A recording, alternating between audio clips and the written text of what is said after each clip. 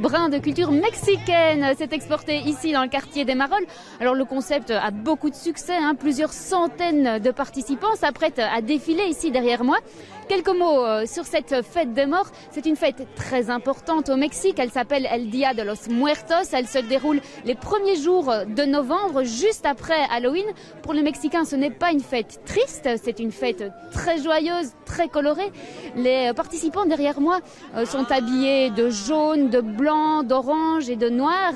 Les maquillages sont aussi très impressionnants. On y voit des têtes de mort très fleuries, très colorées. Et puis il y a une série de rituels qui ont été reproduits ici pour l'occasion.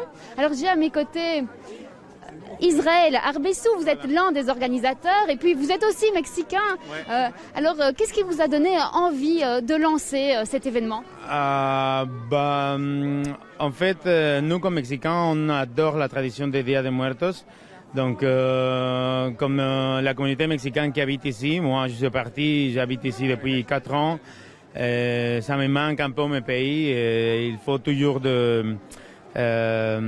des choses comme ça pour pouvoir s'approcher un peu à notre culture, pour pouvoir la rappeler. En plus, on l'aime beaucoup. Moi, je suis musicien de la musique traditionnelle. Je connais plusieurs ce genre de musique traditionnelle mexicaine. J'adore les traditions. C'est mon métier, c'est mon travail de diffuser les traditions mexicaines. Alors ce cortège, c'est aussi l'aboutissement d'une semaine de préparation. Oui, pas seulement une semaine, c'est une semaine de stage qu'on a fait ici au Bruegel, mais c'est des mois de préparation, des ateliers qu'on a fait dans des maisons de repos, dans des écoles, surtout ici dans les quartiers de Marolles. Il y a plein de monde qui a participé à nous aider à organiser, à apporter beaucoup de choses qu'on a mis dans les hôtels à offrande.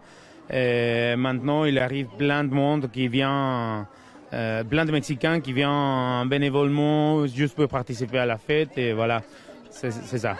Merci.